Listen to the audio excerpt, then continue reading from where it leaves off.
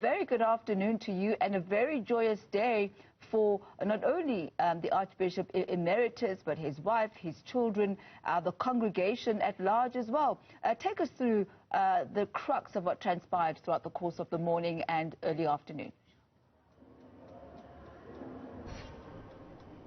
A very good afternoon, Tammy. Well, a church service, that's what this birthday celebration was. This is ordinarily how the Archbishop Desmond Tutu would like to celebrate his birthday. But of course, we know that he is going to be later on with his family. He's very close with his family. We know that in 2010, when he retired from the public eye, he ensured that most of his time is spent with his loved ones. His wife was here, of course, always beside him. It's not often that you don't see the arch where you don't see Mamulia next to him. And so also his children are also here. We managed to speak to Mpho, and she told us about how they are in a celebratory mode in the Tutu household this afternoon. But of course, I am joined by the Dean. We are at the St. George's Cathedral in Cape Town. Father, thank you so much for your time. Now, I mentioned to Tammy how the Arch often likes to celebrate his birthday through a church service, so to speak. Talk to us about what goes into the preparation of a service where you are celebrating an icon and a legend like the Arch. So, because it is a very conventional Anglican liturgy and service, we also recognize that it's also a personal matter. So normally our Eucharist services are of such a nature that it's for the general public, but also because of COVID we had to be very vigilant about how we restrict numbers, and it became more and more impossible as we came to this day. So quite a few people actually gate crashed. There's faces that I know we did not invite, and you know, in Cape Town they say stick-it, and they have that stick-it attitude. But it is so to personalize it. So the prayers, we use some of his quotes and incorporated that in the prayers. In some parts of the liturgy, which we call the Kyrie, the Lord have mercy, that part where we ask God's forgiveness, we incorporated one of the mystics of the church, St. Anselm.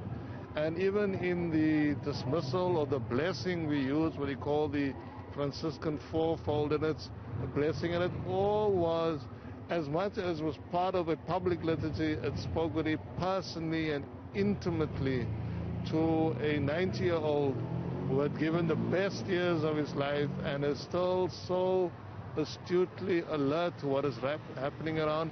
But now he absorbs that and takes it further in his prayer life. Talk to us about your interaction with him. We saw that a lot of people came out to greet him. He looked happy, of course, to be in church during this day. Talk to us about the engagements that the church has had with him, and certainly the priests that are here and what they've learned from him. In the year 2006, I was invited by Archbishop Desmond to be shut affair and travel with him globally, Bali, Europe, and America. And I remember being instructed or briefed by his then personal assistant, Lavinia Crawford Brown, and she said, you know, people will come to and speak about Father, and they will demand to see him because they believe that they number amongst his best friends. And she said, he only has really one best friend, and that's Mama Leah. But I saw that on the time that I was with him, that he does have a genuine love of people that he can't fake or fabricate. And I think that is what people then are taken into. And he does relate to us. As a priest, I've never, and as a younger priest in 1986, I didn't feel that I was of less importance. And at the same time, whatever access you had with him, you also learned that you're not first among equals, that there are others also that he engages in what we call in a pastoral manner, in a caring manner. So that is illustrated when I became dean here, and in my third year, I was ill, maybe the flu or something. And he came to the Friday morning Eucharist, and when I looked again here at about 10 o'clock, he was there at my door. And he came to his Besuk and say a prayer for me. So it is that ability to stride a world stage and yet be a person of prayer in those kind of private, intimate vulnerabilities that we as human beings sometimes experience. All right. Thank you so much, Father, for your time. We do appreciate Okay, it. The all the best Dean in your work. at the St. George's Cathedral here in Cape Town. Well, as he mentioned, Archbishop Emeritus Desmond Tutu, a people's person, someone who really was at the forefront at the fight for equality in South Africa and across the world. Well, we'll bring you those interviews then that we had with the Archbishop Thabo Makgoba as well as Micheal Tutu's daughter.